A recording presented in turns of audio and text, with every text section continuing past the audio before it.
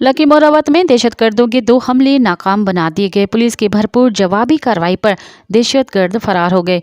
Police अर्जुमान के मुताबिक दहशतगर्दों ने थाना गजनी और थाना शहबाज खेल पर रॉकेट लॉन्चर और दीगर भारी असलहे से हमला किया।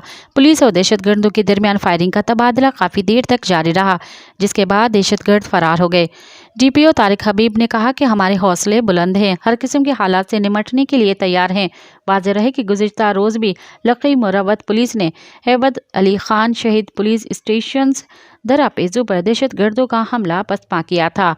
दहशतगर्दों की तरफ से फायरिंग के बाद पुलिस की भरपूर जवाबी कार्रवाई करके हमला नाकाम बनाया था, जिस पर DPO लकी मोरावत तारिक हबीब ने पुलिस जवानों के हौसले को सराहा था।